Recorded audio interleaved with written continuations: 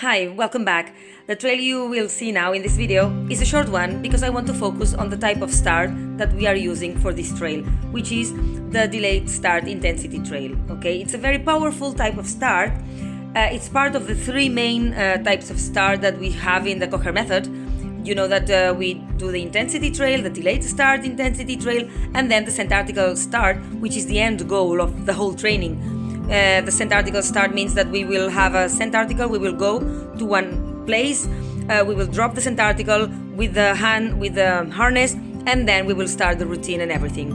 But you know that we need to train the dog to understand that, okay? So we use the intensity and then the delayed, which is the transition between intensity and center and it's very important because it's a very key type of start, because we will tease, the runner will tease the dog, will go away like an intensity, but the runner will do this when the dog is not on the harness yet. Okay, so the teasing comes before the whole starting routine, and this is what makes it a little bit different and helps the dog understand the transition to the center start. I know it's a little bit tricky, but you will see that it's not as difficult to understand because you will see it in the video now. Just take into account that this is very important, and as you can see in this drawing, the delayed start, you can make it as long or as short as the dog needs, depending on the training phase the dog is on. Okay, so you can wait just a few seconds or a few minutes. You can wait 10 minutes or 15. Okay, it depends on what you want. Here you will see that the trail is not very long. It's not too complicated really for this dog, but it was the second exercise that we did, and the first one was quite challenging. I may one day share it also with you because it was really interesting. It was a very tricky blind start. He did really great, but it was not easy. So it was an easy one, but I just was focusing on the type of start because I wanted somebody to video it for me. So as you can see here, the white spot here is my van, and in this case what we do is the runner is the blue line, goes from one side, drops the center in one spot and continues. And what we will do after waiting for a while, we are the red line. We go to the start on a different path, so we are not going there on the trail, okay? Which sometimes can cause some frustration in the dogs. Okay, we go on another side and we cut the trail where the center is dropped, okay? And we start the routine there.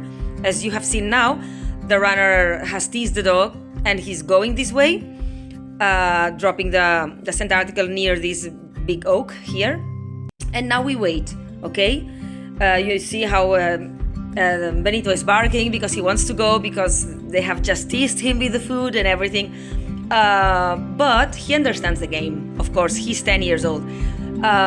So now he's sniffing everything, and as a matter of fact, Kevin Kocher in the book says that you have to wait in the delayed start. You have to wait until you see that your dog is starting to lose focus on the trail, and it starts to lower the excitement, because this is one of the benefits of starting with this with this type of start.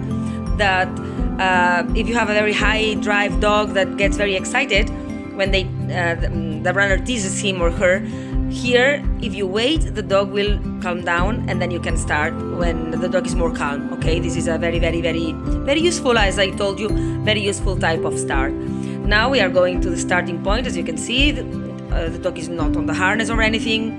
If the dog wants to pee, of course, absolutely, it's the time to do it. And now we go to the harness, which is here. It's a small harness, a small center, but it's there. And now we drop the harness on top of it, so the dog understands this is my scent, this is my starting point, and now we start the circle. When we do this inventory circle in the intensity starts, there is no trail yet, because the trail layer is not there. It's there, sorry, still waiting to tease the dog. In this case, in the delayed start, there is already a trail because the runner already left. So here it's important that we watch our dogs very carefully as we are circling the area, because what we want here in this circle is that the dog checks the whole area and sniffs everything. And in this case, for instance, they're sent from us, from the whole group that we were training in this area the whole morning. So they're sent from the runner, all they're sent. So the dog needs to check the whole area to find the freshest trail. Okay, this is one of the goals of the inventory circle, that the dog finds the freshest one. And the dog is very funny. My dog is very funny because he knows that the trail goes this way, the freshest one, and he doesn't. I want to put him in not facing the trail, but he doesn't let me do it because he knows the trail. And this is good because we teach the dogs from the start, from the intensity trails, always to face the trail, because when we do the intensity starts, we always face the dogs in the wrong direction because we want them to make the turn with the head. That's what we teach them. So now my dog wants to always face the trail, which is great. It means he understands perfectly well the game. And you could see that it was a very clean start. He was absolutely sure of himself. In this little trail, he's absolutely very sure of himself. Here it's very interesting because we had been doing some air scenting here in this little woods here. And my runner now in this trail had been watching the air scenting, so they're sent from him here. So my dog needs to eliminate that and double check. He is a very precise hound, and he's very thorough. Has a lot of experience. He's 10 years old already, so he needs to check, and he loves checking everything and making sure that he's on the right and the freshest trail of the runner. This type of surface is not really a big problem for him. We are very used to work mostly urban and then mixed rural and urban, so this is no big deal. You will see now that we have to cross a road, which was a little bit tricky because there was some cars coming and going, which makes the scent move, of course.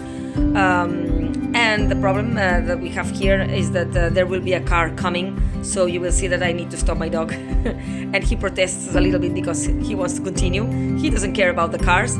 It's my job, it's my duty to care about the cars and to keep him safe when he's trailing, because he's not using the ice at all. He's only using his nose.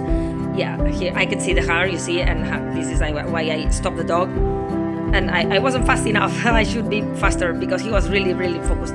So what I do now, because now I have influenced my dog, because I had to stop him, I give him a lot of leash so he can continue working independently. Okay, you saw he made a very beautiful negative there and took the trail and pulling me strong, so he was sure it was that was the direction. Even if I know the trail, because I knew this trail, I always have to pretend I don't know, and I have to follow him whatever he does, okay, and trust him. Okay, we must never influence the dogs, even if we know the trail. Okay, just keep moving my feet to keep everything a little bit more dynamic and moving. So we are moving both, and I am like on my tiptoes, waiting for the next movement my dog makes. And then I will follow with the movement that I need to do. If the dog makes a negative, I go back. If the dog goes forward, I go forward with my dog. And here is the runner. He was walking slowly, so that was nice. My dog stopped him in front of him, and now we were waiting for him to ID.